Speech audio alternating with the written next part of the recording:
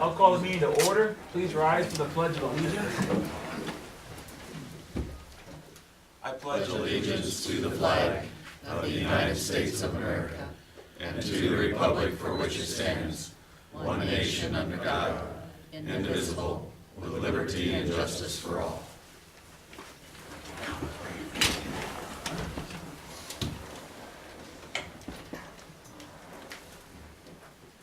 This is an open meeting of the Seward, Nebraska governing body. The city of Seward abides by the Nebraska Open Meetings Act in conducting business. A copy of the Nebraska Open Meetings Act is displayed on the north wall of this meeting room facility as required. Disclosure of meeting recording processes is posted in the meeting room. A participant sign-in sheet is available for use by any citizen addressing the council. Presenters shall approach the podium, state their name and address for the clerk's record, and are asked to limit remarks to 5 minutes. All remarks shall be directed to the mayor, who shall determine by whom any appropriate response shall be made. The city of Seward reserves the right to adjust the order of items on this agenda if necessary, and may elect to take action on any of the items listed. Please call the roll. Lacy. Here. Beck. Here. Camper. Here. Prince. Here. Hyde. Here. Singleton. Here. Schmidt. Here. Hance. Here. The first item this evening is consideration of approval of draft minutes of March 3rd, 2015. Move approval. Second. We have a motion and a second. Is there any discussion? Seeing none, please register your votes. Please display the votes. Voting in favor of the motion. Hance. Schmidt. Singleton. Hyde. Prince. Camper. Beck. Lacy. Motion carries. Item number 2, consideration of consent agenda. Move approval. Second. We have a motion and a second. Is there any further discussion? Seeing none, please register your votes. Please display the votes. Voting in favor of the motion. Camper. Prince. Hyde. Singleton. Schmidt. Hance. Lacy. Beck. Motion carries. All right. Item number 3 is the first of 2 public hearings this evening. The first is consideration of a preliminary plat titled Webb 4th Edition. John Hughes, would you like to come up and, or? Explain it. Yeah, oh yeah, you all can come up same time and you can share the podium, right? Get along. Bill Coleman, 2054 Holdridge Road, Pleasantdale. Member of Web Development. We're asking for an approval for a preliminary plot for Web 4th Edition, Waverly, between Waverly and Columbia and Star Street.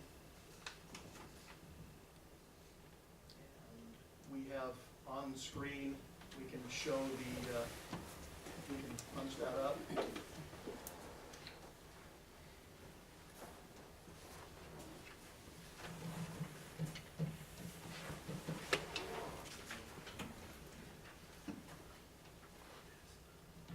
don't know, we got You don't have the subdivision. we don't have the subdivision on It this. should be.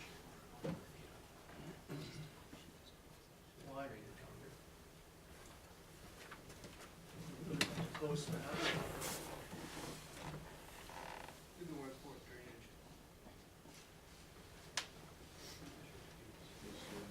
It doesn't really concern pertain to me.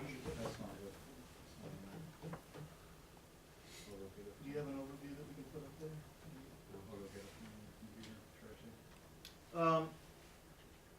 I'll just make a couple of, are you gonna be able to get it up? Oh, sorry.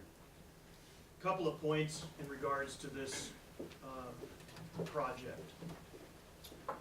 During planning commission, and there's a great number of people from Star Street here that had some concerns in regards to drainage that is occurring and problems that they have with water drainage up there. We've done several things in the amount of property that we have to limit the amount of water and the direction of the water that is currently heading towards these people and the manner that it's heading towards Star Street. There's some concern about the elementary school and also the middle school, which is creating some sort, or a great deal of the issue. Our development overall is going to help this situation. because when we get it up, we'll kind of show you. We're doing several things to create water diversion, like the north side towards Waverly. We're raising those lots so that the water can go to the Waverly Road ditch and go east. By putting everything that we have in that whole area onto the streets, which is what we're doing, we're directing this water like it's not being directed right now. Right now it's just sheet flow and it's going where the grade goes. So we're also enlarging our storm sewer lines from the required amount to a larger storm sewer line so that we can slow the water down. So what we're doing with the area that we own, which is all we can do, we are actually helping the situation. And I do have our engineer with us tonight, and you know, when we get this up, we can show it a little bit more. But I don't know if you guys have it or not, but Planning Commission had it, the development. I don't know if there's any questions. I mean, right now, They should until have it in their packet. They should have. until we put it up, I don't know if we can answer too many questions.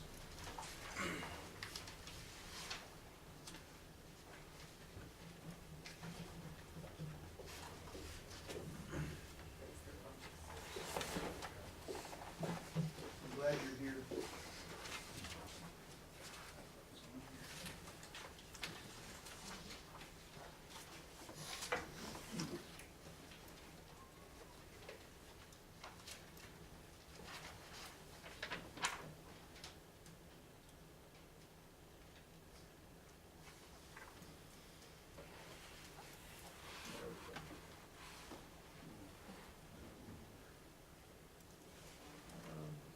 I want the one that goes all the way to the star and shows it. Yep. Okay, can I walk up to the screen? Some of the things that we're doing, I wish I had a laser, but all of the north lots along Waverly, so you're talking 8, 9, 10, correct me Jeff if I'm wrong, 8, 9, 10, 11, 12, and 13, those lots are going to drain north to the Waverly Road. All of the other lots are picked up on the street, and we purchased from the school for no other reason, because there's absolutely no reason for us to have that property other than to help the drainage situation and have a better turnaround for the city. We purchased the amount from right here to Star Street so that we could run that street through so that now the streets will connect. So all that water now will be from that whole area, which currently is sheet flowing all the way to the east and south.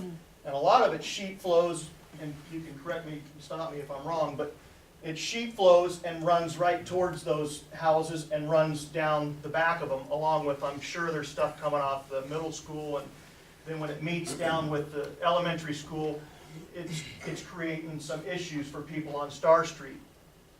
By us putting all of the water onto the street, we're gonna slow that water down a great deal. Plus enlarging the storm sewer lines. And all of the roof water and everything goes onto the streets. And Jeff has several calculations in how that's going to slow things down. So this development is going to better the situation that is currently happening at Star. I don't know if that is going to solve all of the, but we're doing what we can with our development to slow the water down and direct it in a better way. Now there is that 3 acres there between, you know, our development, and you can see that the city has asked us to find turnaround, because we couldn't buy the property from the school, which we wanted to. So we dead-ended. Now, right up here, this little spot here, that is a gravel turnaround so that, you know, the ambulance, fire trucks, trash trucks, so on and so forth can turn around. But by us being able to come up and over to Star now and turn this way and channel all that water, we have a much better scenario for the current, for the land that's up there.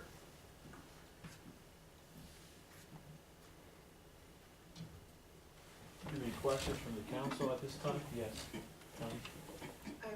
I appreciate your plans to remediate the drainage problems. Have you used these plans in any other of your developments? You mean this plan? The remedial efforts that you had mentioned, the wider pipe, whatever, have you used this in other areas? No, we haven't come across a situation in the past that has,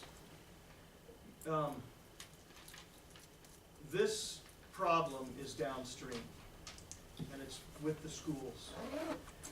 In our, not only our opinion, but with the engineer's spec and everything. So what we are doing is trying to help the situation without, getting so high. We're bordered by, all the borders that are around us, Waverly, Columbia, Star Street, the school.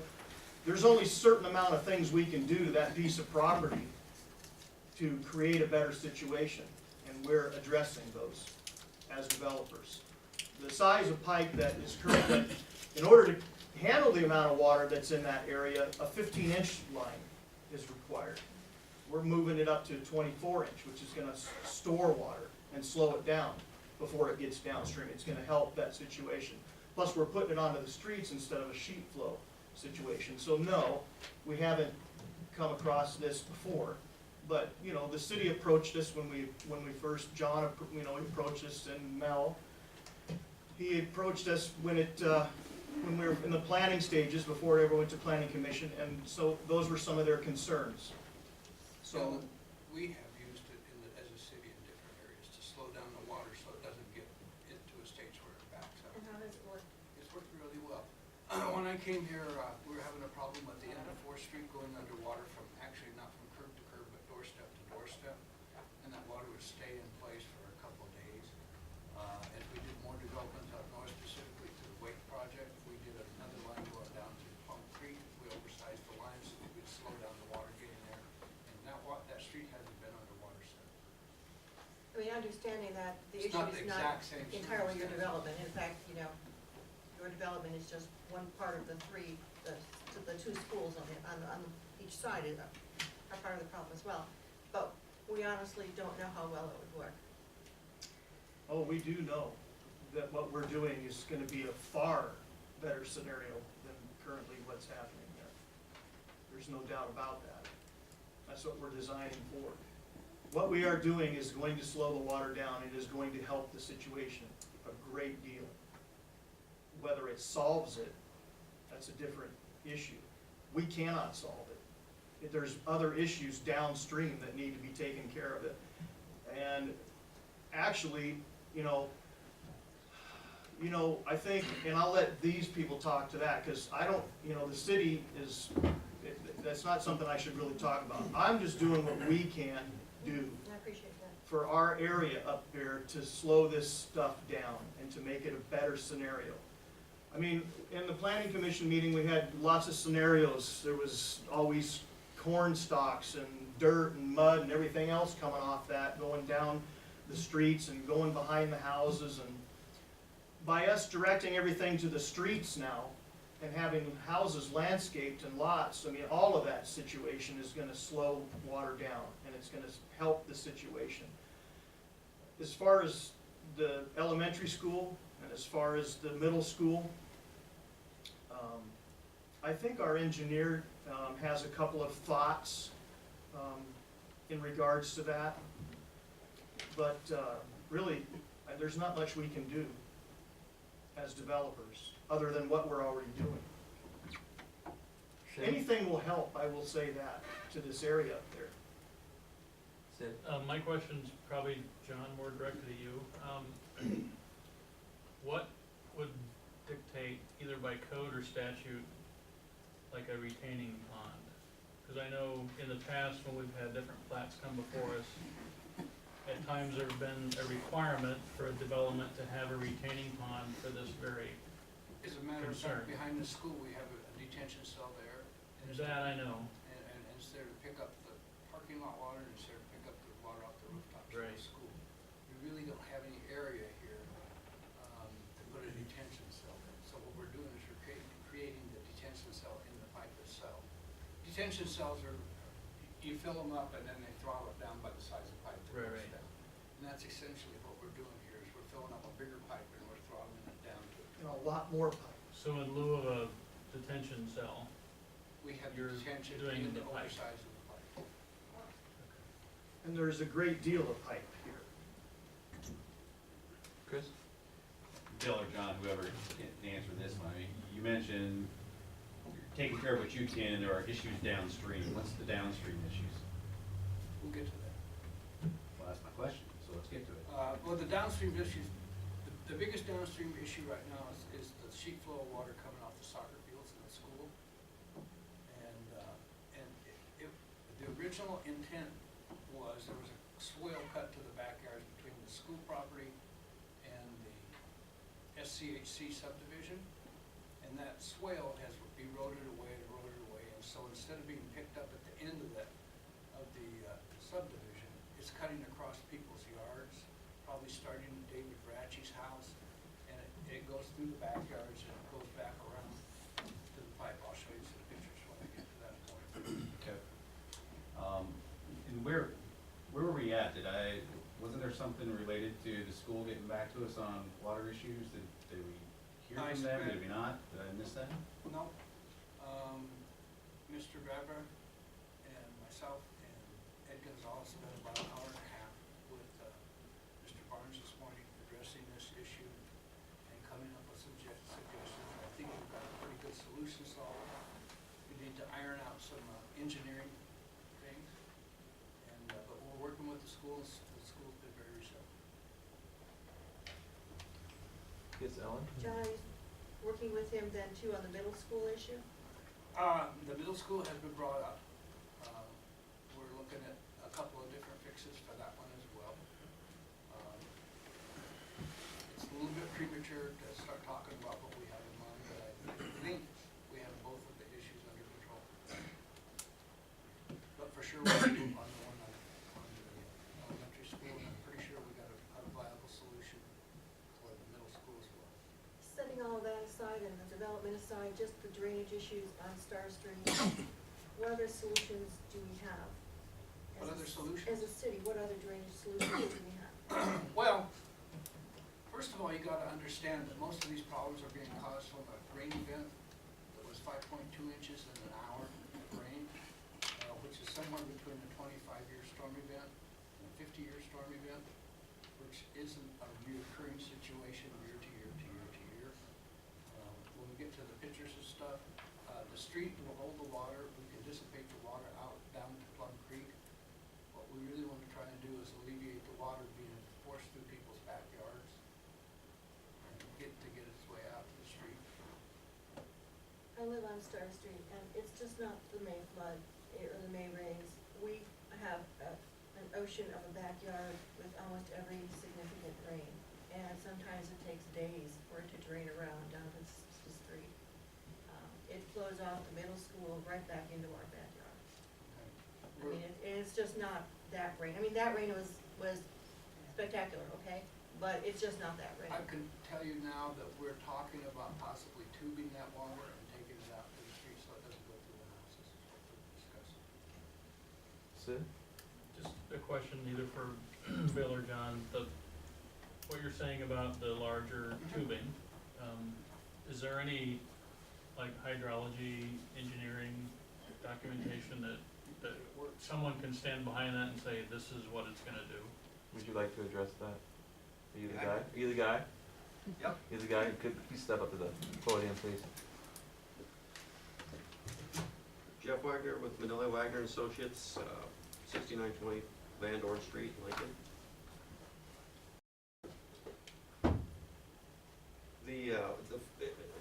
I want to provide a little more details on it. We're not just going to bigger pipes. We're going to bigger pipes and we're flattening the slope out. That's why we're able to store more water, because we're going to reduce the velocities in the pipe. So essentially, we're just making them a big storage system. And what that involves is it's a significant expense to the developer, because we have to grade the lots up to get the drainage to go where we want. We have to upsize the pipes.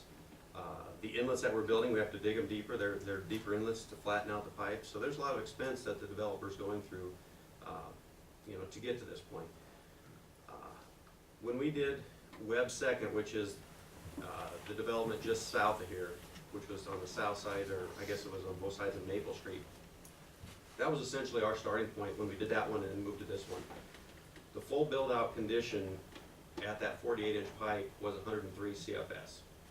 We were able to, with Webb First, or Webb Second Edition, we reduced it a little bit, but not much. We were basically just matching what was there. With this one, with the system that we put in, we were able to reduce that to about 78 to 80 CFS. So that's, you know, 15%, 18% reduction in the peak flow. We're not changing the volume of water that gets here. We're just flattening out the peak and making it last longer. That's all, that's what we're doing. So the peak flow that's gonna get into the system at that 48-inch pipe is going to be reduced over what it was for the full build-out condition, which was from the 91 hydraulic study they had done. Well, the council thinks on that, I'll go ahead and open up the public hearing portion of this agenda item. Does anyone from the public wish to comment on this item? Just raise your hand and I can call on you. And go ahead and come forward then. And again, you're asked to state your name and your address for the clerk's record.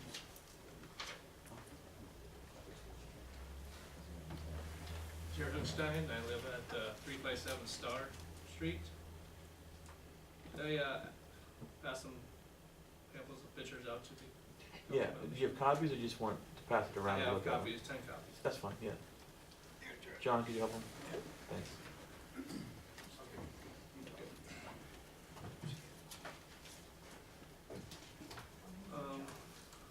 You can go to that first picture. This is on that Miller's Day storm, big rain event. As you can see, you know, they want to divert more water to the streets.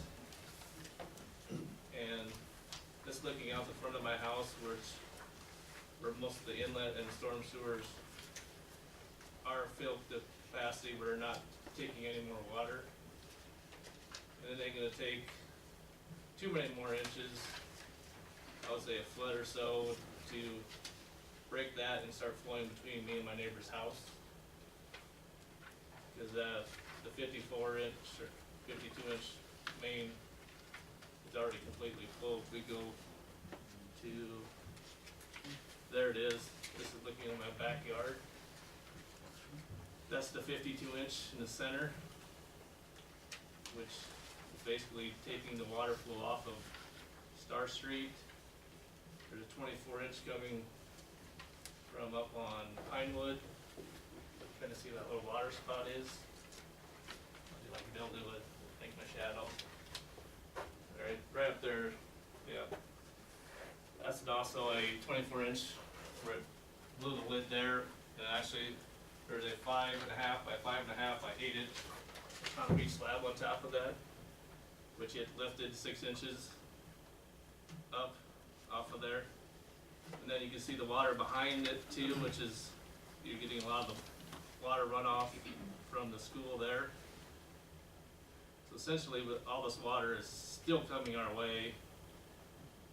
You know, they're saying to slow it down, reduce it, but we're still, I would say we're getting more runoff on all the driveway, off the pavement, off the roofs, than you would an open field.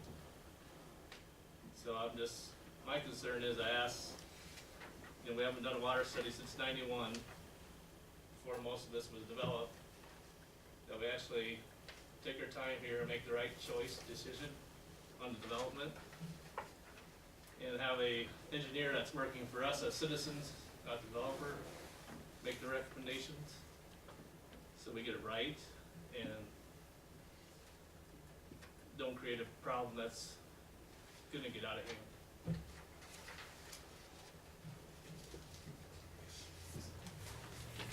Any questions for Jerry? I think there's a couple more pictures too. There's one more for you. That's looking down, downflow, which essentially this water is going back on the back of 6 houses there, 6 or 7. And at the end of Rainbow, it's, all that water's trying to get through a 4x8 culvert underneath Rainbow. Now, I don't know if that's gonna be adequate before this starts backing up. I'm just asking that, obviously, I haven't done a water study since '91, and there's been a lot of development in the area. Even on First Street, Columbia, that's all coming our way.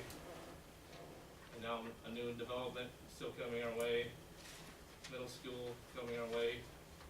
I just ask that we do a study and see what we have to do to maintain this flow, or if we have to increase something, or, you know, I don't know.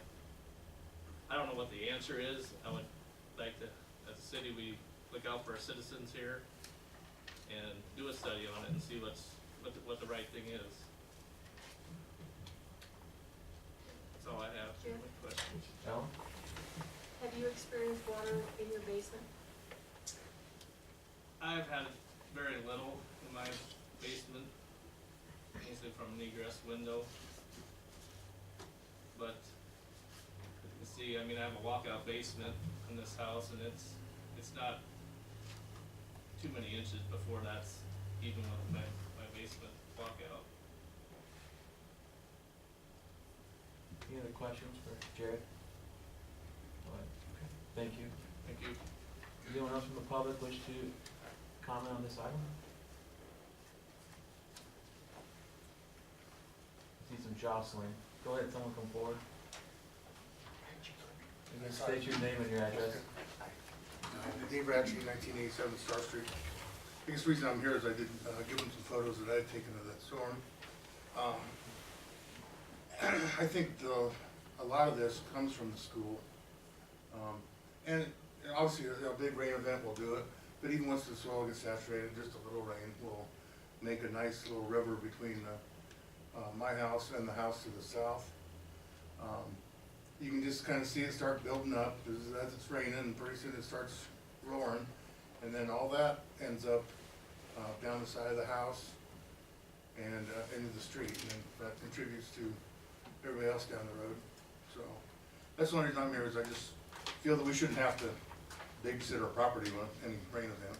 So it's kind of all I wanted to say. But I trust Bill and Web Development to do the right thing up there and upsize things. I think what happened here is I think they sold the topsoil off, and they made a lot bigger slope than it's supposed to be. And so I don't know how it all got designed, but you can tell all that water from that soccer field is going right between those houses and on the street. So we need to upsize something there to get that water away, because it has no place to go, and that red rainbow is where it's at. So, but I gave him those pictures, so that's why I wanted to say something. Any questions for Dave? Seeing none, thank you. Okay. Yes, go ahead and come, either one of you, come forward.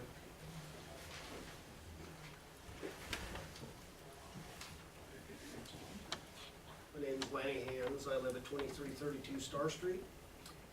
My biggest concern and why I'm here tonight is the amount of water that we get coming from the middle school property. I've argued at school board meetings for several times on this issue, and talked to John and Ed and those guys about the amount of water that gets dumped on our properties, and I just agree with what Jared said. I just don't think there's enough forethought given to some of these projects, and I'm sure, like Dave said, I'm sure Bill and these guys are on top of this, but it's the amount of water that I'm concerned about that's coming from behind our houses already on Star Street that's getting dumped onto our properties. It's just, to me, it's unexcusable. I think it was poorly engineered, honestly. I really do. The school was. I don't think there was enough forethought of the neighborhood that was already there before they built the school, and I'd like to see something done about it. So, Any questions from the council? Seeing none, thank you. thank you. Go ahead, in the back, we have someone in the back waiting. Either one of you can come up. I see you back there.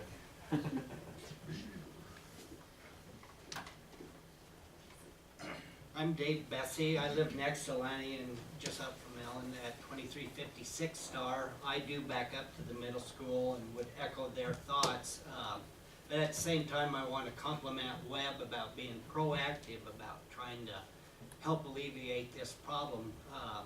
And it is a concern. Mine is more safety, because the electrical service goes underwater. And I've got a dog kennel out there, and I've got a grandchild now, and I don't want anything happen. So, Any questions? Seeing none, thank you for your comments. Yeah, go ahead, your turn, come on down.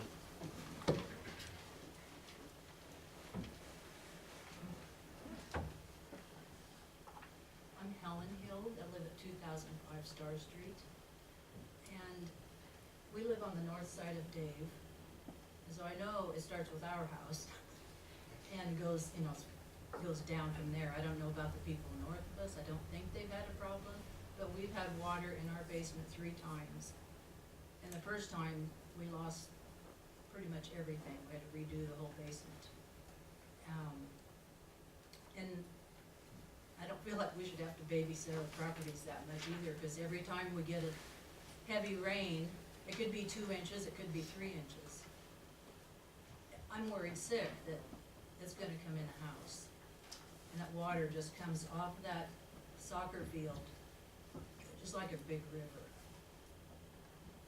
And so, I would like to see something get done about it. Any questions for her? Yes, Sid? Just one, I'm assuming you have some pumps, right, they can't keep up with it, right? We do, but it's at the opposite end of the house that gets flooded. We did put one down in an egress window wall. But yeah, it won't keep up. Thank you. Anyone else? Yes, come on down.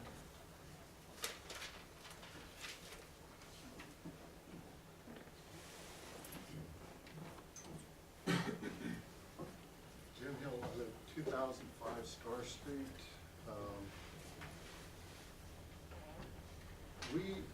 We aren't so bad as some people, because our neighbor lived next to Dave. If she's not home, she has to open the back door of her house and the garage door so the water can go through her house. And she wasn't home last spring. I mean, this is about every rain, not just a 5-inch rain. She has to do this about every time, because if she's not home, the water backs up and runs into her egress, can go down to her basement, full of water. Last summer, she had probably 2 feet or more in the water. All the neighbors have to go over, she got. And if we're having problems on the west side of Star Street, these people here, they're clear up on the end of Star Street, and they're already having problems. We don't need more water coming our way. I don't see why we can't take that water north. There's nothing there except a road ditch. Why do we have to run it down Star Street? I'm not an engineer, but I know that water doesn't collect on my roof or on my driveway or anywhere else, and it does go downhill. Why can't we take it north? Why are we so insistent on just taking the very north part of that north and the rest down Star Street? Makes no sense to me at all. And if we delay it 5 minutes, that ain't enough. There's too much water there to get away. If we delay it a half hour, that ain't enough. How long are we delaying this by putting in a bigger pipe? I don't know, I'm not an engineer, and if it works, fine. If it don't, we're still in the same problem. We got more water than we need. Any Jim questions? had a good question there, how long's it gonna delay by what you're doing? We're not delaying the water, we're just spreading it out more so that the peak isn't there. The water's still gonna be there, it's just that it's gonna be over a longer time. So, but you're not gonna have that, The rush. when everything gets there all at once. And keep in mind, we're talking about different properties as well. I mean, you're talking about what's the issue with the school property, which you don't have any control over. Right. And so we are trying to approach this from a multifaceted angle, where we're trying to address not just this development, because it sounds like you're putting in a number of I don't want to call them safeguards, but at least trying to slow it down more than it currently is. Is that fair? Yes. And so comparing that to a separate issue with the school district, which, as John mentioned, that's an ongoing conversation that we're trying to get resolved one way or the other. But, so yes, I hope that answers your, not that you like the answer, but hopefully, we are trying to work towards an end that alleviates a lot of this, but we can't make any promises at this point, because we don't know what it's gonna look like for sure. Well, if we don't follow through any better than we did on our development, we might as well hold by dates. Thank you. Thanks. Yeah, go ahead. Come I'm forward. gonna address this again. You know, web development, we've been developing in this town for 20-some years. I understand what these people's concerns are. If we would bring that back up. Leaving that property alone isn't solving your problem. The same amount of rain's gonna fall, the same thing's gonna happen. It's not solving your problem. All of the water right now currently goes from here this way. I am boundaried by this property line. I'm boundaried by this property line. I'm boundaried by that property line, and that water comes this way. There is no way to make that water go north. None. No way whatsoever. The only way to make this, so no matter what, whether we do nothing there, which is worse for you, or we develop it and create a better scenario for you, which is what we're trying to address. So I'm not telling you that we are solving your problems, because I don't own the schools, but I can tell you that the pictures that I've seen, the water, that the biggest problem is that you have so much water going to where this stuff is supposed to go. It's full before this water gets there. That's the issue. Just to If we clarify. could make it go north, it would be cheaper for us to do that with grade versus pipe, believe me, and flow. But we can't. So, I mean, there's just no way to grade that up enough to make it go that way. Because the amount of, I mean, what's the fall, Jeff?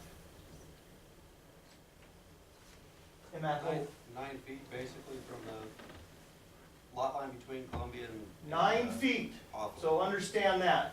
We'd have a mountain at Star Street behind Kelly and Tammy Green's house. And all those houses there would be a mountain. Those lots would be $80,000 lots to do that. Web development's not doing that. So I'm trying to slow this water down and do what we can. I mean, we're doing a great deal. I mean, the amount of money that we're spending is a lot, really it is. It's a lot of money. And I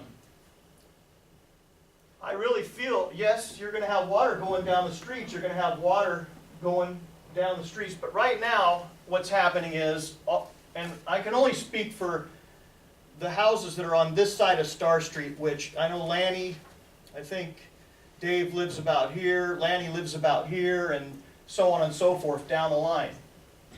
What's happening right now is this water is coming this way.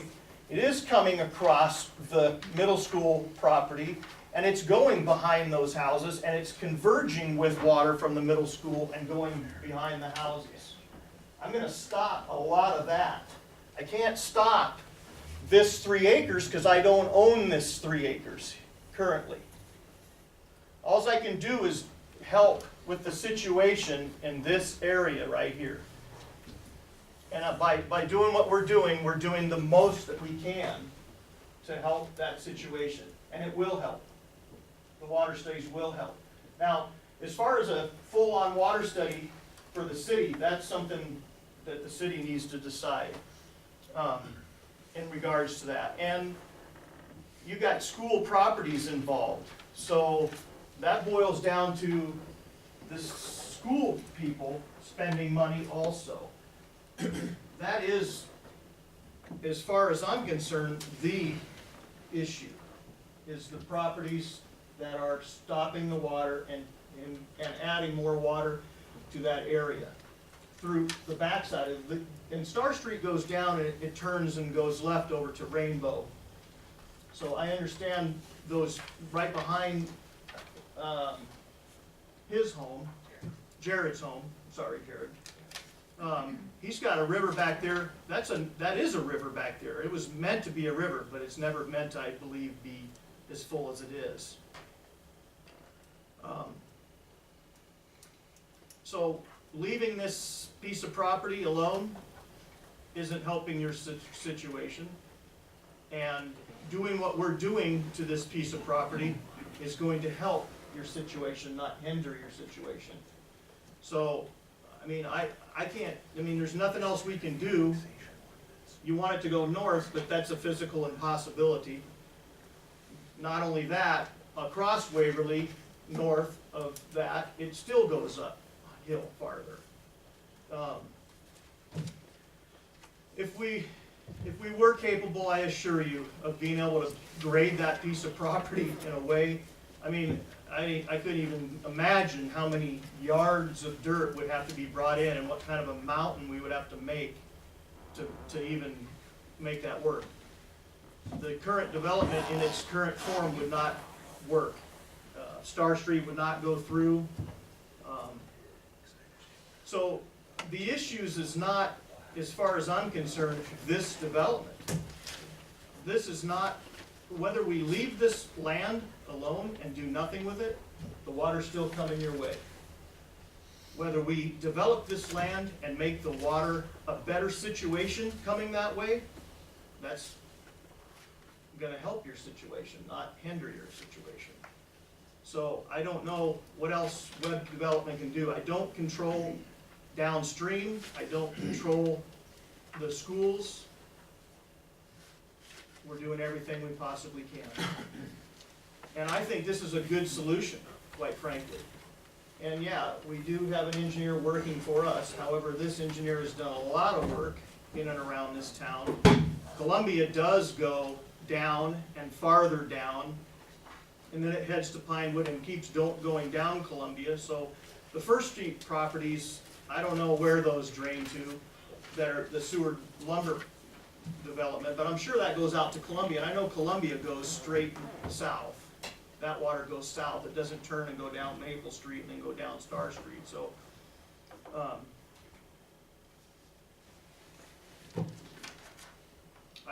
I just assure you that we're doing everything we possibly can. And by leaving this piece of property unattended, which is, I mean, web development is more than willing to do what we can.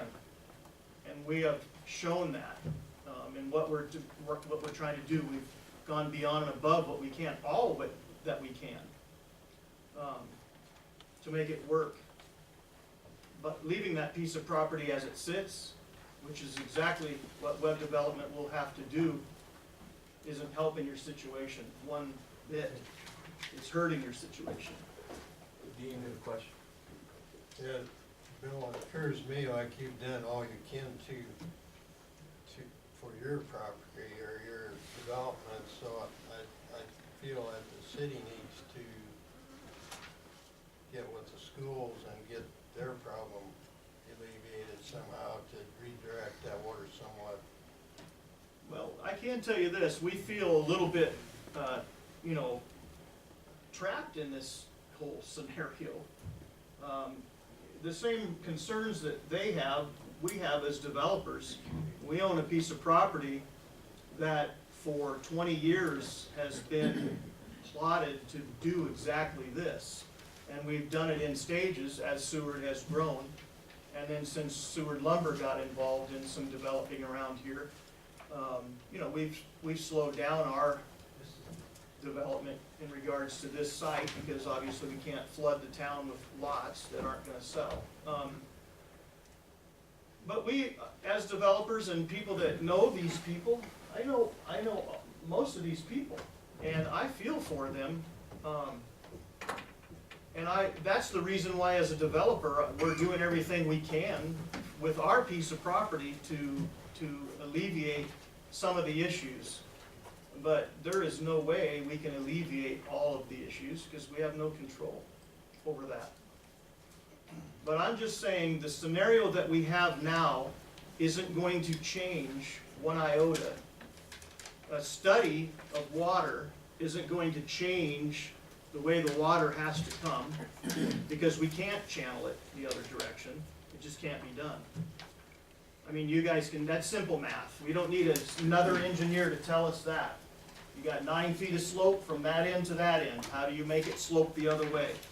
With boundaries. You can't do that. Not without creating mountains. We already have Ridge Run in Seward up there. But I'm just saying, we're doing everything we can, I assure you. Any other questions? Can I ask Bill a question? Ask me your question. On the actual plot, where is the storm sewer running and how much pipe is on that? I'll have Jeff. We have a drainage Yeah, it plan. should be on there, just go down there. Did you have the colored one there that had the boundaries on it? Maybe at the very end, we do with the study.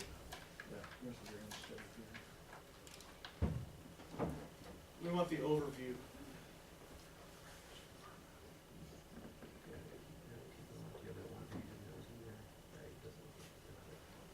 Keep going, very end. Those are all studies, by the way. Yep. Okay, you didn't have it. Go back just to the utility plan then. Don't you have it? No. You might have a picture.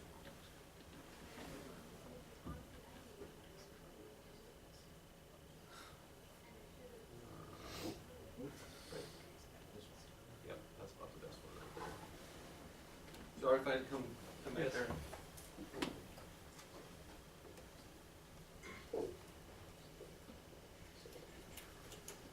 All right, from about this point north, these are graded to drain up to the ditch up along Waverly, and then it'll come off to the east. We can do that. The front part of these lots and these lots will drain this direction. The street will pick this up and bring this flow from these lots down to a curb inlet down here. And then these lots, this center of this lot, we're gonna raise this up so it splits the flow. So this flow will go to the north, this flow will go to the south. Then there's 2 curb inlets here that pick up the flow along here. So they capture that flow before it gets off of the development and onto the middle school property. Then this is carried down through a storm sewer pipe along here. And then there's 2 more inlets here. And then this is all piped along here. So all of this flow that is captured there in these lots basically ends up at this point in the storm sewer system, and then flows down to here and hooks up to the existing 48-inch pipe. The majority of these pipes, this whole system, and the majority of this one, a 15-inch pipe would work, and maybe an 18-inch might be required. We went to 24 inches with all of them. I mean, they put a lot of extra money into the size of the pipes. The only other place where there's a little bit of drainage is down here. That's picked up with a couple of inlets here, which attach to the existing storm sewer system down there at Maple and Hawthorne.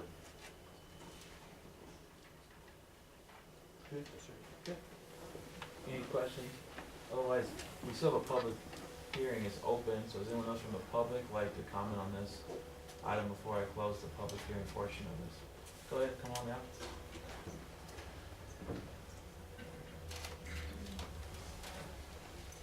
Karen Teggy, I live at 333 Star Street, and basically, can you pull up those pictures from the Mother's Day Club that has the camera, have the cap?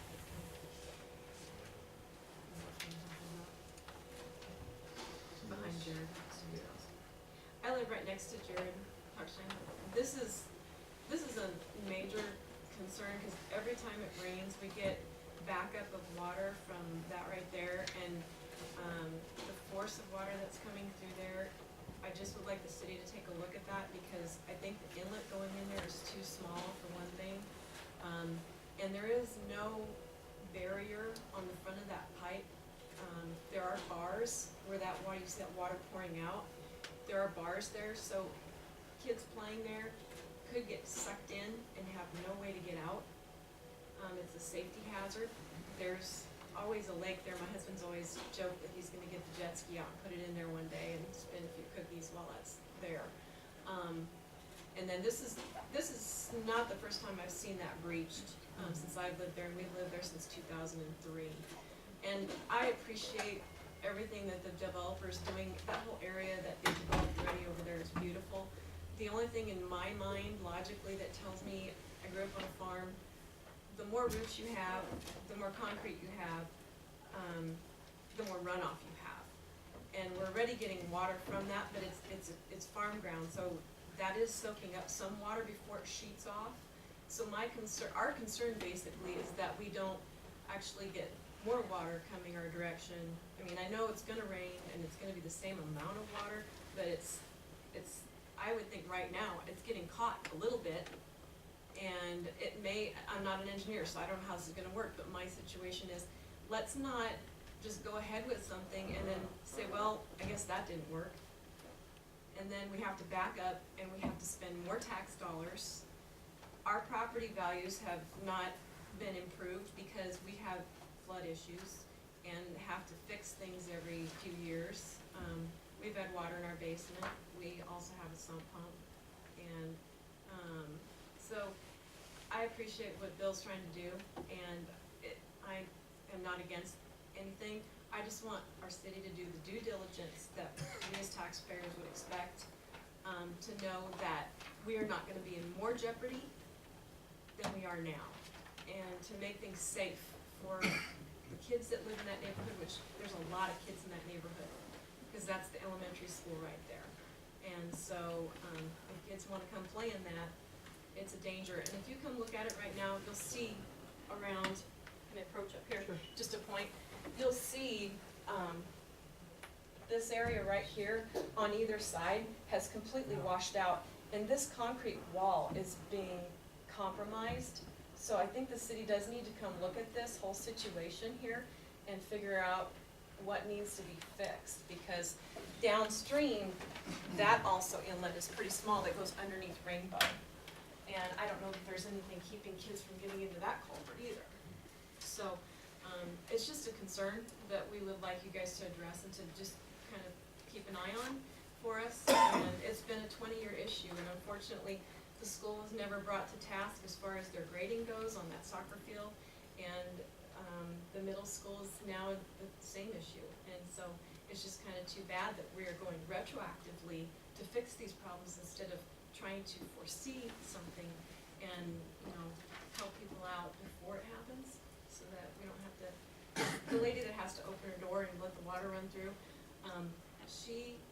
unfortunately, she can't afford this every time.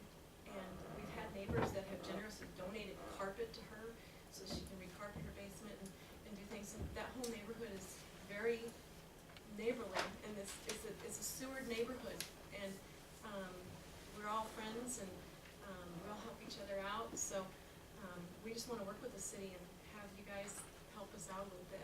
We're just asking that you help. Thank you for listening. Any questions? And I'd like to thank Dawn, our representative. She came out on her own time and spent an evening with us as neighbors and looked at the land and looked at our problem. So thank you. Anyone else from the public wish to comment on this item? Seeing no one else, then I'll close the public hearing portion of this item. Does the council have any other questions or comments? John, did you have anything to add? Pardon? Did you have anything to add? Yeah, couple more things. We have about 3 issues that we're dealing here with. One is the subdivision, and Bill is absolutely correct. If we do nothing at all, we're gonna make things worse than if we put the subdivision in. There's gonna be the same amount of water falling. It's gonna escalate down the streets just like it is right now. And I believe what we've came up with from this department, working with engineering from Mr. Coolman's engineer, we've come up with a good solution to slow that water down and actually improve the situation a little bit. The second scenario that we have is the water coming off the middle school. Like I said before, we're working with the school right now to come up with a good solution. And then thirdly, if you want to go to Dave Ratchie's, and bring up this photo. All these people that are talking about water going into the houses and the property damage, that one right there. This is a good example of the water coming off the soccer fields. This was taken early on before the water really started pounding. Bring up this one. The same area.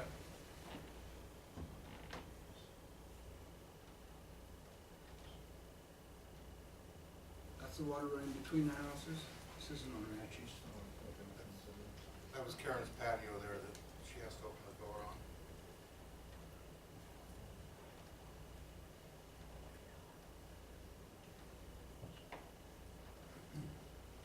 Not Williams. No. That'd be Darren's.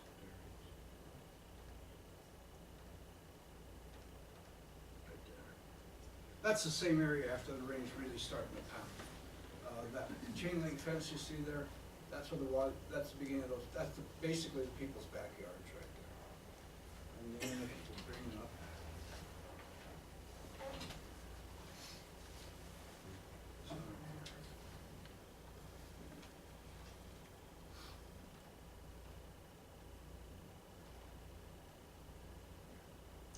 Okay. The water that you see going through those backyards.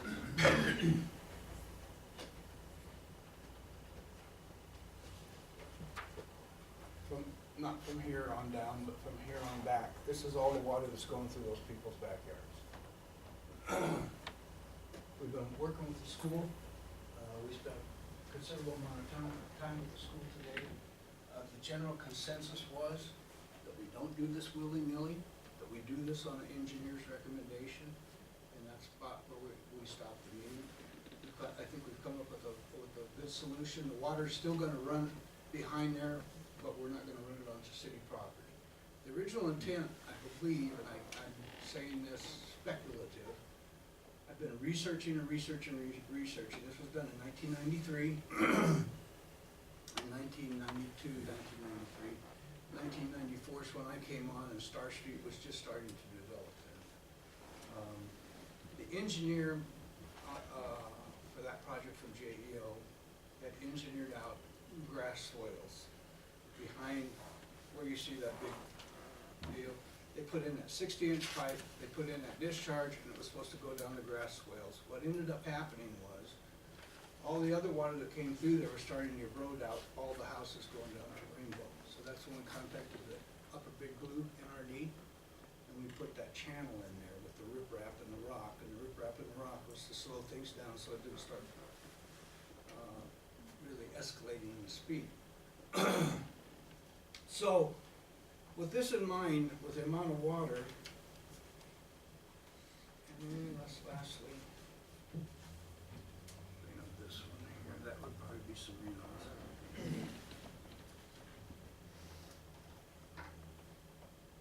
The water that doesn't go around the back of those people's yards actually flows at the upper left right there.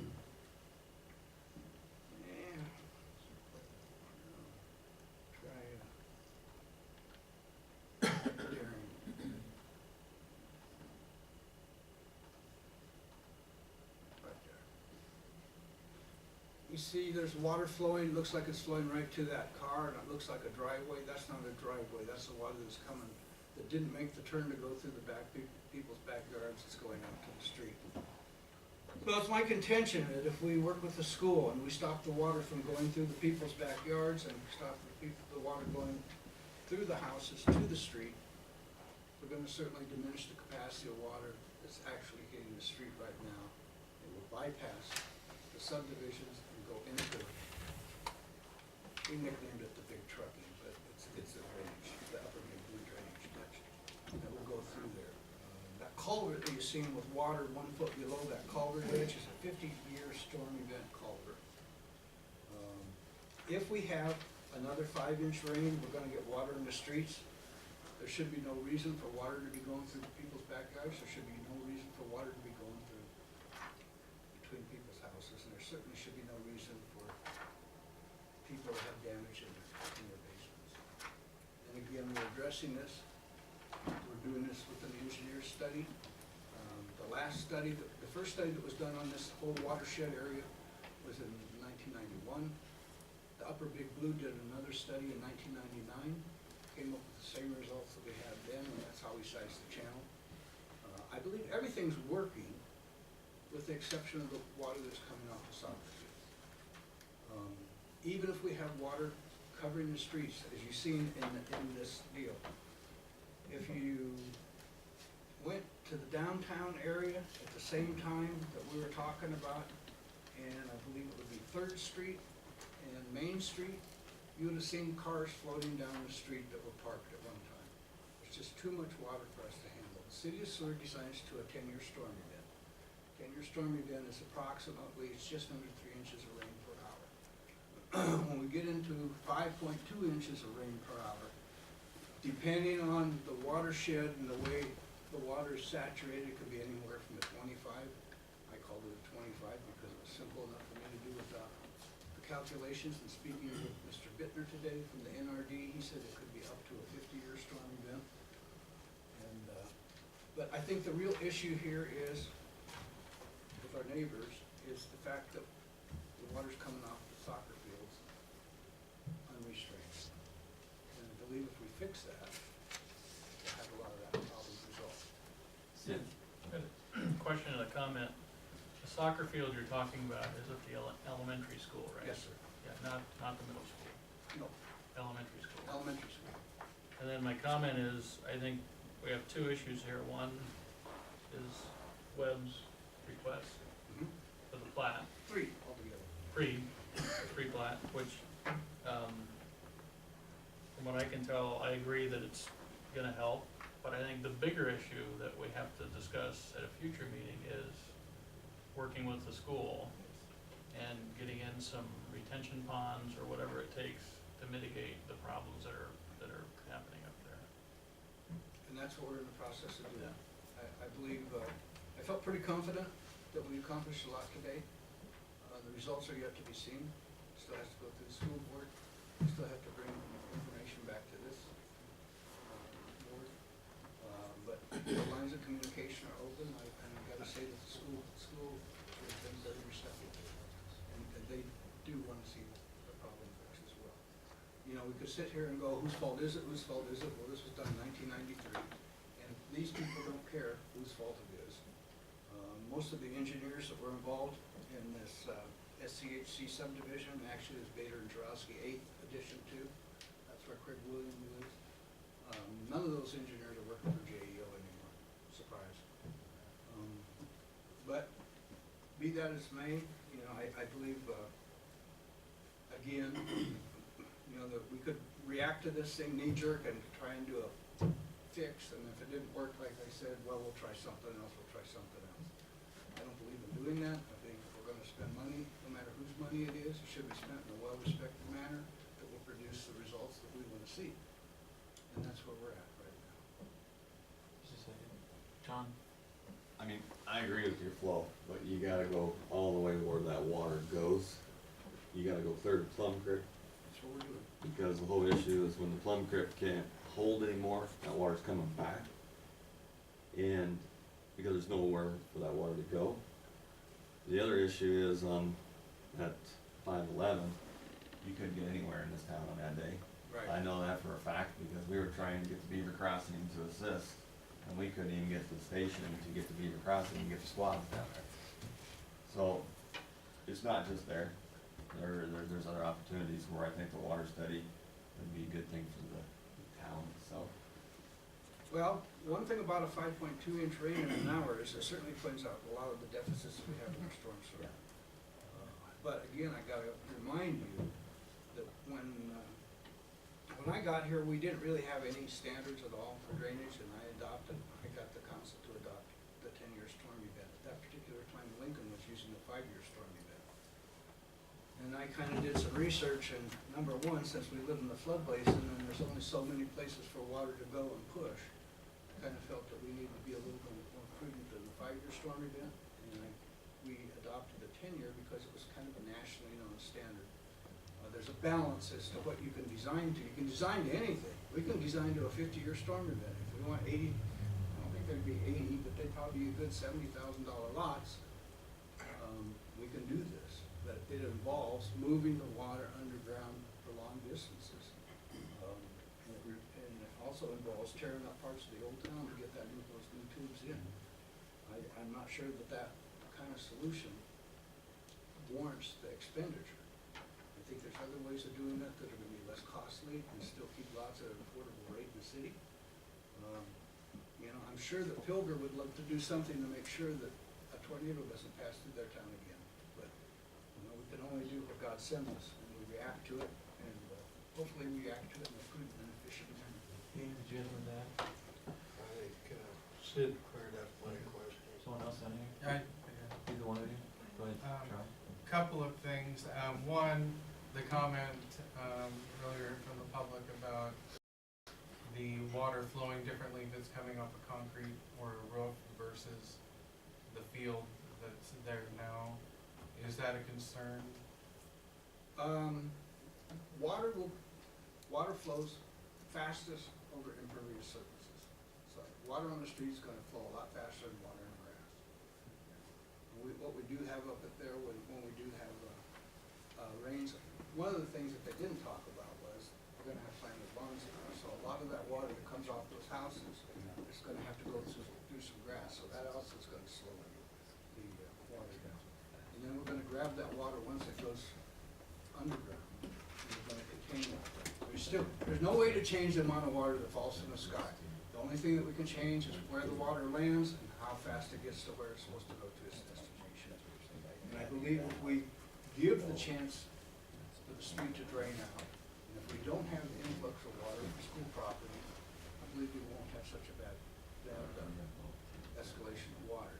I can tell you right now, if we get another 5-inch rain in an hour, there's gonna be water on the streets. There just is. Hopefully, there won't be water in the backyard. My other question, I was looking at the minutes from the planning commission. You had testified that there is a detention cell behind the elementary school Yes, sir. that isn't in use because the proper grading was never finished. No, it's not that it's not in use. At that particular time, I thought I was kind of under the impression there was a swale at one time between the property owners that these people are and the school. And there's a lip that's in there, and the lip goes away right about Dave Bratchy's backyard and Hills? Backyard, and that's what, and as more water goes through, more dirt gets taken away and that thing. So I was kind of under the impression that swale was supposed to go all the way to that detention cell. I was wrong. Okay. So, And we have looked at possibly draining that into that detention cell as well. From the photographs that I got, it kind of looked like that detention cell was topped out. So I really don't want to augment the problem for the school and their detention cell, which is taking the water off their parking lot and off their school buildings. And instead I want to divert it down into that channel and get it out of there. Because the faster we get it to that channel, the faster that channel can clear out and go. And it will start taking street water a lot. so if I'm understanding you correctly, improving the web development with the larger pipes and the things that they're proposing wouldn't make the situation worse. It actually improves it. It actually improves it. When we first started talking with Bill in the red division, subdivision, you know, we talked to him, we said we had some problems, and everybody stuck their heads together. And this is the solution that we came up with. You know, obviously, if we could move all the water to Waverly, we wouldn't have to oversize the pipes, but a cost offset between building that up, which probably in the long run would probably cause more water and more trouble, because somewhere that has to have a peak, and somewhere the water has to go this way and it has to go that way. Doesn't help us a bit when we get to these people's houses, as long as we're letting the water sheet flow off of the school ground. In my estimation, we haven't seen any damage in the streets for our water flowing in the gutter lines, but we do see damage in those people's houses with water coming off the soccer field. So those are the two issues that we're trying to address, but we're addressing them in free, counting the middle school. But we're addressing them in an orderly fashion, and that, I believe, makes sense. Lane, did you have something to add?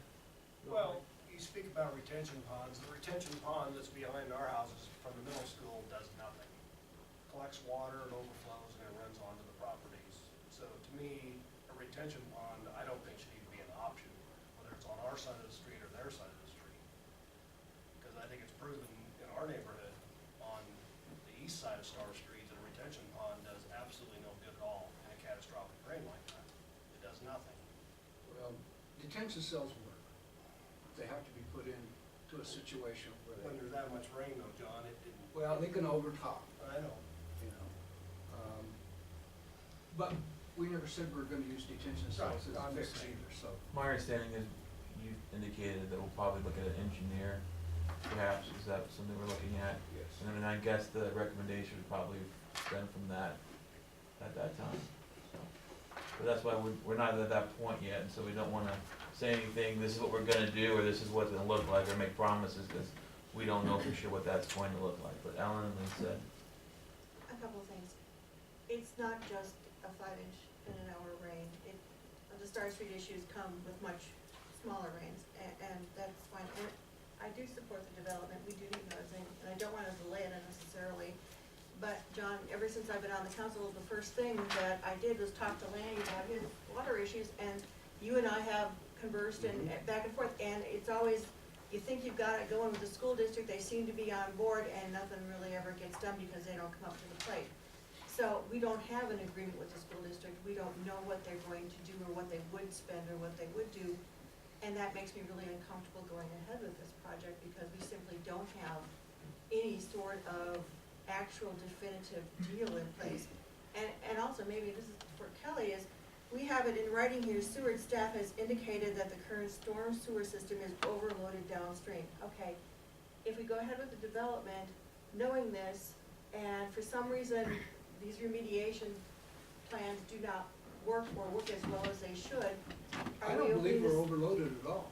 wait, it says so right here. Well, I don't care what that says. Well, okay, but if city staff, it has it in writing, do we open ourselves up to a litigation because we didn't do the due diligence in protecting our homeowners down from the, new development?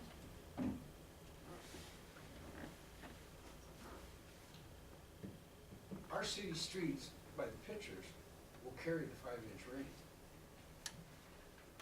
That's what it's designed to do.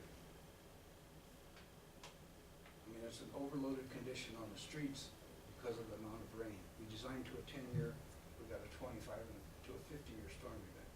The water's gotta go somewhere. And if it backs up in the street, it's a lot better than backing up in the people's yards. And I'm in agreement with you, we started, I wouldn't say negotiations, but we started communications with the school approximately about 3 months. We gave them plenty of time to look at what they had to look at and whatever. I'm kind of glad that this came up because now they're looking at it real hard, they're being real receptive to it. I believe we're gonna make some headway, I believe we're gonna find a solution to it, and I believe we're gonna solve the problem. You know, the thing that we have to remember is, we have SCHC subdivision, and we have the school, and we have water issues between those two. And I don't believe the city has a participation in this dance, other than what we've been doing is try and negotiate a fix before it gets any farther out of control. This is actually, if it goes, it really is a civil matter between the property owners and the school. So the city is actually going a little bit farther to help negotiate. Sid? Well, I had a question and a comment, now I got another question based upon what John just said. I'd like to see that from someone like Kelly. What you just said, that's a separate thing. Tonight this is a preliminary plat from Webb. Obviously, that means between now and the time that a final plat happens, a lot can change, everything can change. I think that tonight it was good that we got all these issues out, because I think now there's gonna be some serious pressure upon the city to work with the school and to fix this situation. I mean, I live up on North Avenue, and we're kind of on a flat area. I get a little water in my backyard, but, everything pretty much goes downhill. I had no idea until tonight that Star Street and that whole area was having these issues ever. That's not my ward. But, considering that it is a preliminary plat. And let me identify what the preliminary plan is for. There's no action to be taken other than stipulations that you wanna see put on the plat for the final plat. The final plat is the only ordinance that gets approved by. Right. So this is the time where we look at the things and kind of, oh, if it doesn't work here, we don't like this, we don't like this, we want this. So we don't vote on anything unless we put stipulations on it, is that We what you're just saying? recommend for the final plat to be, There is a motion to take this from preliminary plat stage to the final plat stage, and if you want to have stipulations, like Right. John mentioned, then that has to be articulated in the motion, otherwise you're just asking the current plat, the preliminary plat, to be moved forward in the process. But any, John, maybe clarify what's actually in the preliminary plat, like the drainage plan, the grading plan. I think Things the like this. specifications that he mentioned on drainage are inside that plan. It's hard to They read are. because it's. yeah. So All the the things that are engineer's concerned recommendations are in with that particular I area, believe so. with the area that's being platted is what you addressed. If you're, for instance, if they hadn't put the turnaround in there, you'd make the recommendation to move to the final plat with the turnaround being designated on the final plat. If there are no easements and you feel there should be easements, then we put the easements on the final plat. All the kind of considerations that we would want as a city to protect us in the future for litigation should be put on the final plat at this stage. Now, actions by I the don't know enough school, about to do that. actions by the school, either for or against, is not a condition that you. Yeah, that's, I realize that's separate, yeah. Dean, and then I'll get to you in a second. I think the key thing here is to keep at this so we can get this Star Street thing cleared up and alleviated, then go on. 'Cause it's drug out long enough. You know, unfortunately, it's taken so long to bring it to our attention, and unfortunately,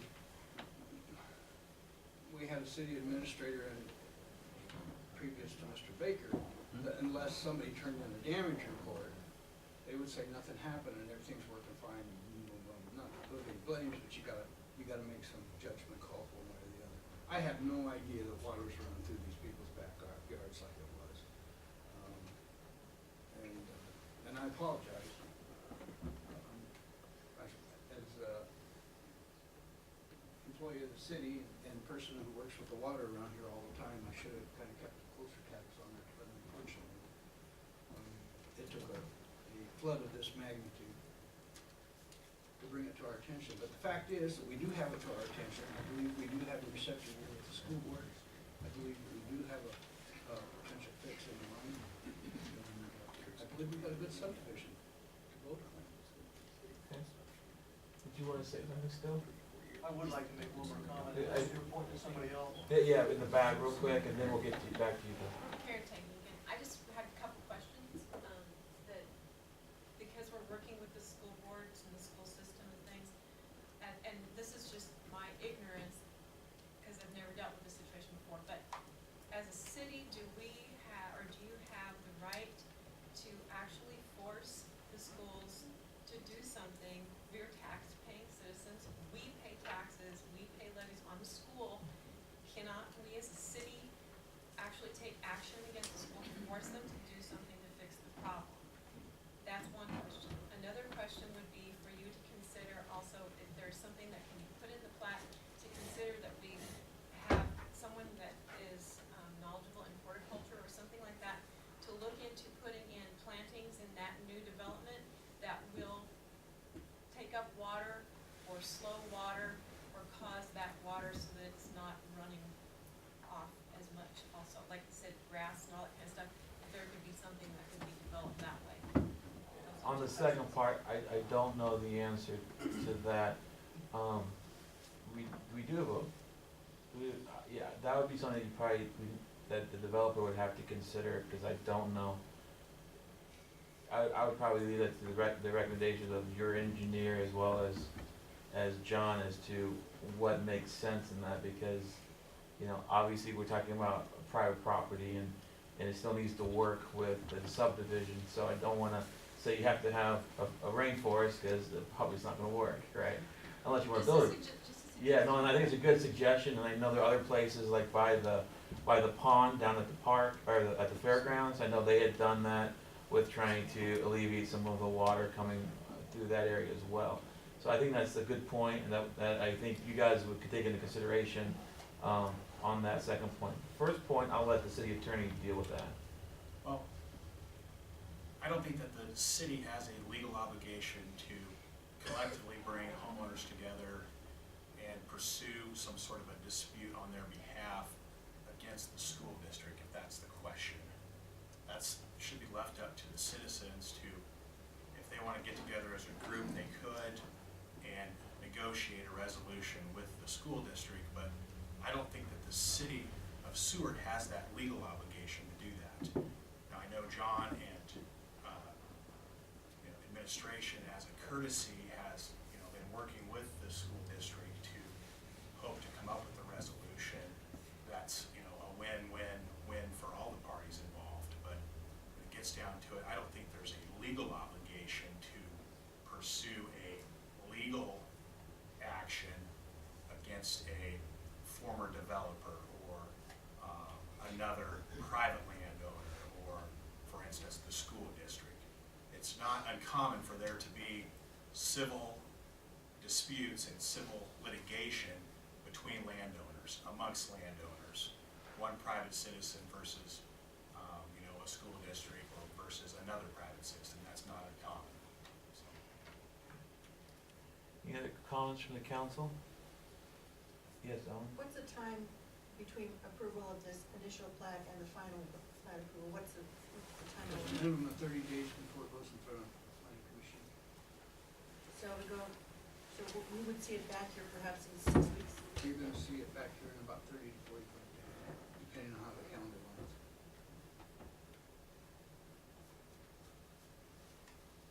At that point, would you have an agreement in place to your livelihood with the schools? Well, again, the only thing I can tell you is, we're making headway with the school.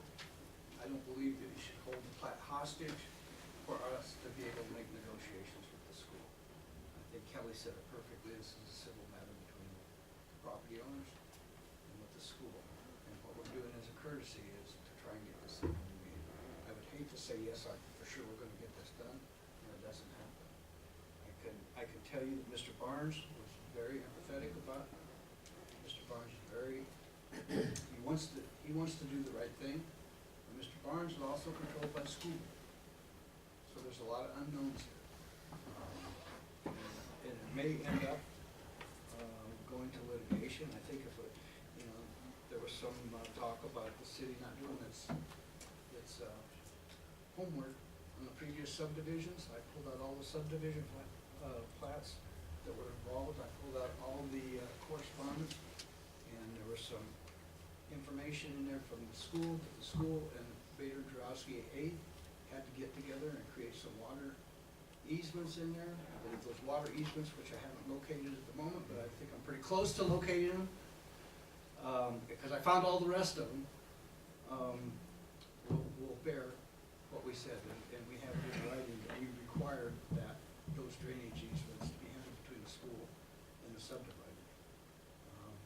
The other side of it is that you could argue the soccer fields are undeveloped land. It's not undeveloped land. I got the original contours, and I got the contours that they proposed for the water drainage. It's undeveloped. That's the way it is right now. And unfortunately, water does roll downhill, and I believe that the school made a good effort, or whoever put in that, I think it was Dana Larson Rubel, did the engineering on that, and I believe, I just don't think that the way that they lit that was adequate to protect in the long run. You're talking 1992, I came here in 1993, I came here in 1994, so it's 20 years ago.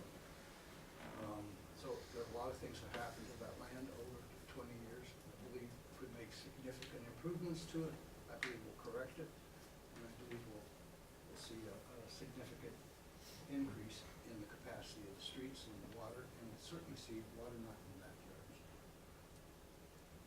Any other comments or questions? I'd like to entertain a motion to approve the preliminary plat. So moved. Okay. We We have a motion and a second. Is there any further discussion? Seeing none, please register your votes. Please play the votes. Voting in favor of the motion, Leeske, Cantor, Fritz, Pike, Singleton, Hams, opposed, Beck, Schmidt. Thank you. Item number 4, this is a second public hearing. This is consideration of a voluntary annexation of Webb 4th Edition. I believe your packets contain an ordinance which refers to the final passing of the final plat. Shouldn't be it. This should be the one that we're looking at. And I believe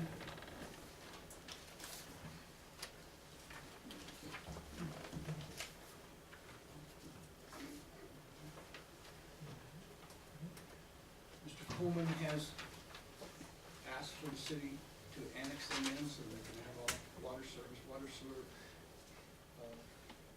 And by the way, that was my fault, that they didn't have the right ordinance. I probably sent it the wrong one.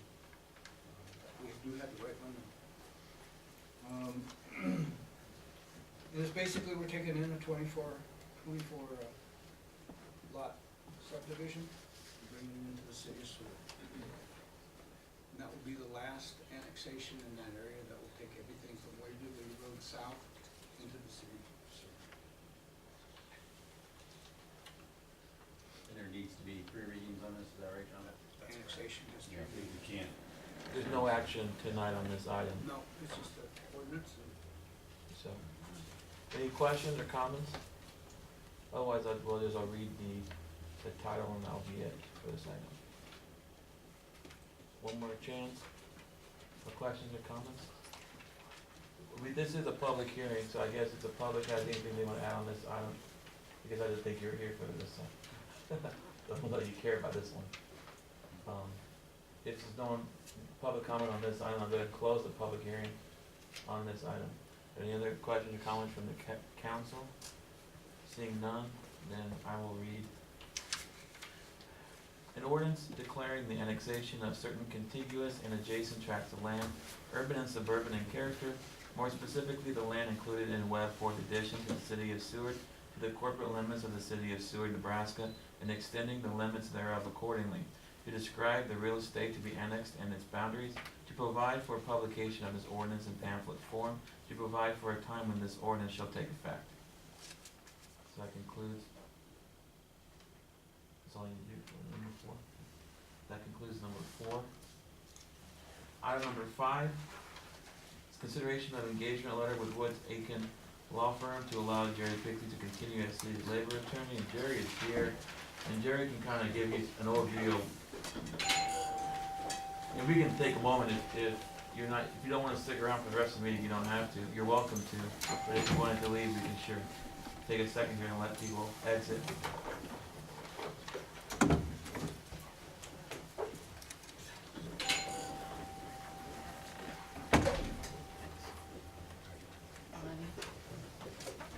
It says the Webb 4th should be F-O-U-R-T-H. Sure. Webb 4th Edition. On the ordinance. Thank you. Aye. I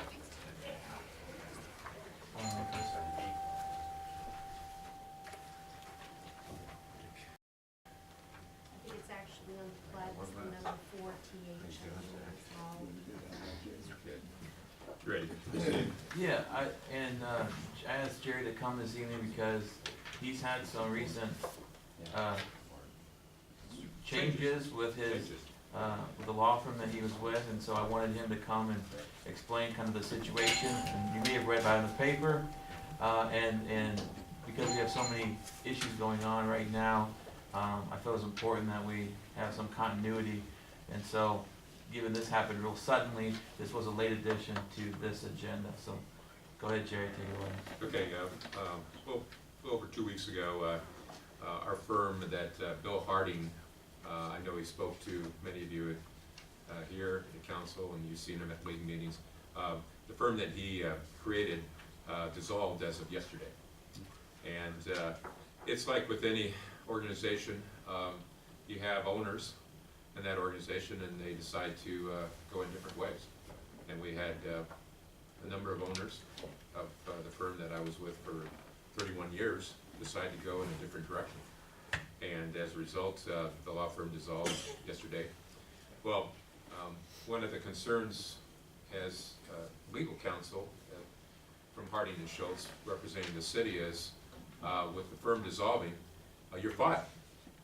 And making sure that your file that has been developed over many, many years is transferred to legal counsel.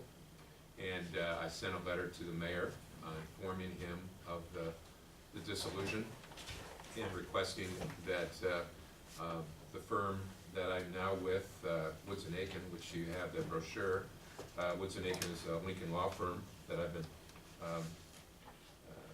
accepted as a partner in. And I would be continuing on with what Bill Harding established many years ago. I'm representing the city in employment law matters only. One of the associates that I've worked with for the city will be coming with me, and she started. Actually, I started yesterday with the firm because the firm that I was with dissolved on Sunday, so I started Monday with the new firm. And what I put in your packet is information on the firm, as well as the article that was in Friday's paper, where Bill explained the situation. And he has, he wants to carry on his practice through me. And so I'm going to be working with the clients with his calls. I put in a letter in the packet. This is the letter that authorizes us to retain the file, and the city has the right to have the file retained by any attorney. And I would hope that you would continue with myself as labor and employment law counsel. And the last letter is the Woods and Aiken letter. It's the engagement letter explaining our relationship with the city and the nature of the representation. And this is a standard practice that anyone that works with a law firm will receive to allow them to continue to represent yourselves. And I'd open for any questions that you may have regarding this change. Right now, I can't take the files until I get your authorization. And so they set over in the Harding Schultz office, which is now housing a group of the owners that started a new firm. And they'll probably be there probably until the end of the year. They don't need all the offices. We went from a 20-member firm down to a 10-member firm as of Monday. And so they won't need all that space, but they're staying there until they get a new space. So does anyone have any questions for me? Any questions for Jerry?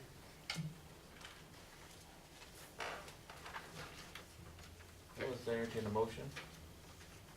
I'll move to retain Woods and Atkins and Mr. Bigford as our labor attorney. And to transfer the files then transfer the to, file. okay. We have a motion and a second. Is there any further discussion? Seeing none, please rest of your votes. Please display the votes. Voting in favor of the motion, Leeske, Beck, Campus, Prince, Pike, Singleton, Schmidt, Hance, motion carries. Thank you, Gerald. I thank you very much. And if you ever have any questions about what we're doing for you, please don't hesitate to call. Okay. Thank you. Thank you. Item number 6 is the consideration of a resolution reducing speed limit through Blue Valley Campground to 15 miles per hour. John, do you want to take this? Sure.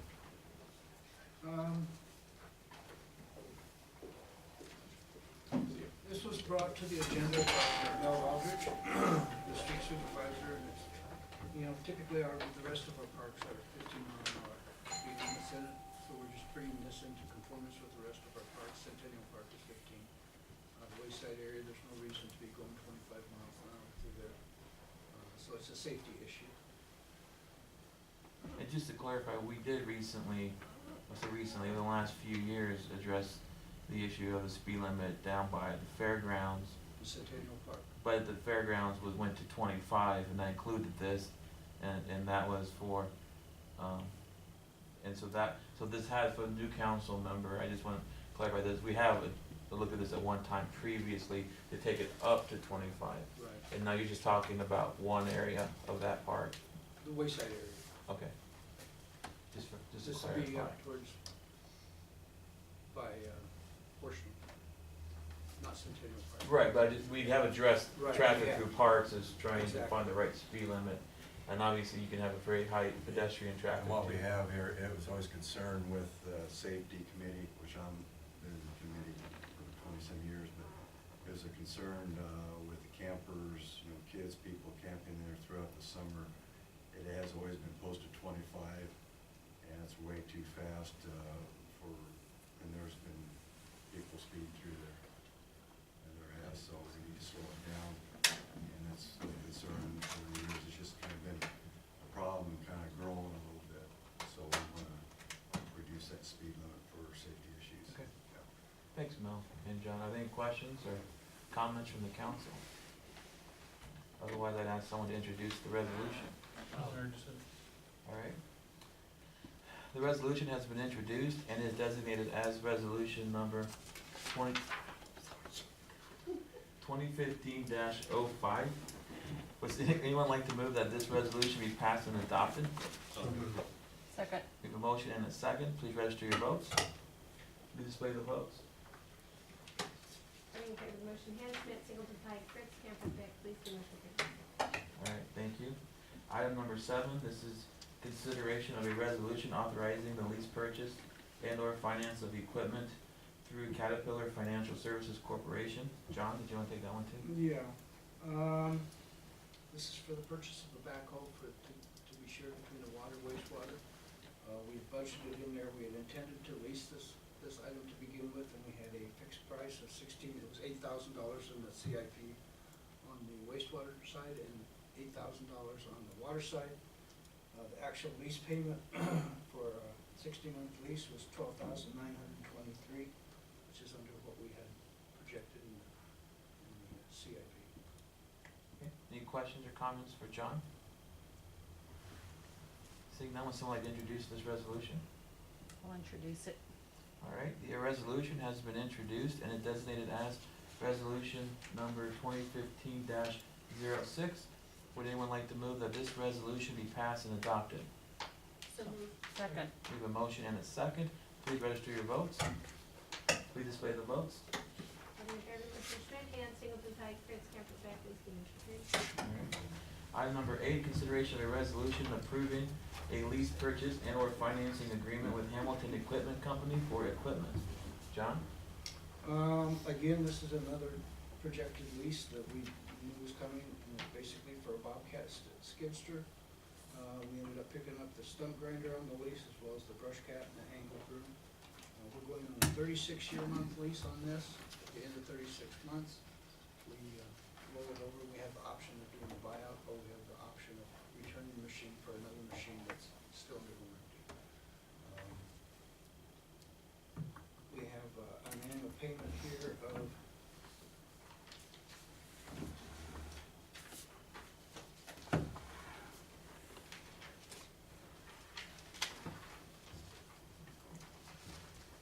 getting lost in this. Here we go. $12,923, and we have budgeted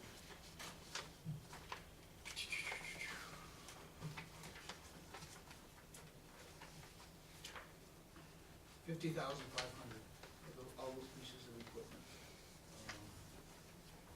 Again, it was approved in the capital plan, the CIP plan, and we're well under our budget. At the time, we were looking at a separate stump grinder, and we moved up a step in the Bobcat so that we could have a stump grinder that would actually hook onto the Bobcat, be more maneuverable. And it probably saved us about $10,000 by going with that. Are there any questions or comments from the council? Seeing none, would someone like to introduce the resolution? I'll introduce it. Okay. The resolution has been introduced and designated as resolution number 2015-07. Would anyone like to move that this resolution be passed and adopted? So moved. Second. We have a motion and a second. Please register your votes. Please display the votes. Voting in favor, Fritz, Pike, Singleton, Shortland, Leeske, Beth Campbell, motion carries. Okay. Item number 9, consideration of a resolution filing a property lien for unpaid water and wastewater services. Bonnie? This particular lien is being placed based on state statute 16-682, which authorizes the city in first class to place a lien upon the premises when water and sewer bills have not been paid for a period of 3 months. This bill originated back in August of 14. The billings were sent, 2 notice letters were sent indicating that a lien would be filed without resolution, and therefore we're recommending to file a lien. Any questions or comments? Yes, Charles? On this property, was the water bill incurred by the property owner or by a renter? A renter. And obviously, the first notice of lien you would have sent just regular first-class mail. Was the second notice of lien sent by certified mail, or do we have any way to know that they actually received it? I do not have that information with me here. It's the process that's been established. The reason I ask is I received a call from a landlord here in town who received a notice of delinquency in his name with the address of a property that I own and naming renters that neither he or I have ever heard of. And since I just got this call from the other landlord, I'm concerned that maybe some databases got switched, or a letter that had been previously sent to another landlord got opened and not all the information got sent. So I'm a little bit uncomfortable placing a lien on the property with us not being certain that the notice was properly served. If we table this for tonight, does that cause us any problem with any limitations we might have on when this would have action taken on it, or could we delay it till next meeting and not have any trouble? Sort to That's legal, I fine. don't think there's Yes. a problem. You could delay it. One meeting. I would make a motion to table this until the next meeting then. Second. while we- Okay, we have a motion and a second. Is there further discussion? And I just wanna have a question. So what do you wanna see done from the administration standpoint that would satisfy your questions for tonight? I would just like to have some type of verification that the property owners received notice, Okay, so that, and I guess you can determine what you feel is proper. okay. If that's bringing us a copy of the letter that was sent showing it went to the proper address, or resending the letter in a certified manner so we get a signature, I'll leave that up to your discretion, but Well, Just- the reason I ask is because there's always gonna be a cost incurred with certified mail. And so I just wanted to make sure what your expectation was, that we understand that, so that we can meet that with whether it's simply calling the person or physically talking to the person or sending a certified letter. We can discuss that internally and figure out the best way. I just wanna make sure we're on the same page. yeah, I would be satisfied with the phone Okay. call. Okay, so we have a motion and a second to table. Is there any further discussion? Seeing none, please register your votes. Please display the votes. Voting in favor, Leeske, Beth Campbell, Fritz, Pike, Singleton, Shortland, motion carries. Okay. Item number 10, capital projects update. John? Okay, under administration, we're reviewing the code codification, RFP submittals, just about got that wrapped up. CIP projects, we took delivery of the new Bobcats and attachments to the street department. We also initiated a lease of a mini excavator for the cemetery. That actually would come in under budget as well, and we ended up purchasing a special auger to get through the frozen ground during the wintertime, so we still bury people in the winter. Building and planning, we finished up the airport overlay district, which will be part of the comprehensive plan. We're gonna have a special meeting on the 23rd with the planning commission, and you will get it on the next city council meeting. We're updating the unified land development ordinances in-house and proofreading through all those. Again, we're dealing with some drainage issues in a couple of different parts of town. And then, next, on the 27th, at 1:30, outside the front here, we will be having a ribbon cutting ceremony for the electric cars. I'll be sending you guys an invitation, if those of you who can make it, like to see it. Street department was involved in some storm spotter training. We're also working on a grant for a new cardboard baler for the recycling center. It looks like we'll probably should be able to get it. Electric department installed the final charging station over by the band shell. It's across the street from the sewer lidkey behind the Mike's Market is what it's called now. And the water department is doing well repairs, and we'll be starting the Twin Oaks Seward project probably next week, I believe. Police department is setting up, A&T is setting up the last of their three new computers.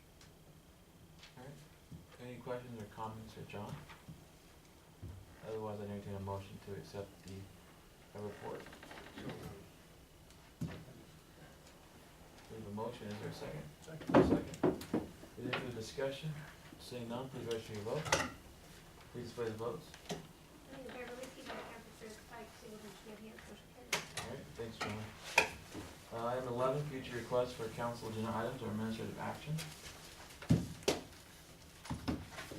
Seeing none. Item number 12, we have announcements of upcoming events. We have the 2015 Arbor Day celebration at Independence Landing, Thursday, April 23rd, 2015 at 1 p.m. And of course, we have the 4th of July celebration. And Charles, do you have anything? Yeah, on the 25th of March at Seward Memorial Library is the Southeast Nebraska Professional Development Seminar in the afternoon, so. Okay, great, thank you. Item 13, the motion to adjourn. Second. The motion and a second, please register your votes. Please play the votes. Sarah, here's the single site, Chris. Okay, talk to you.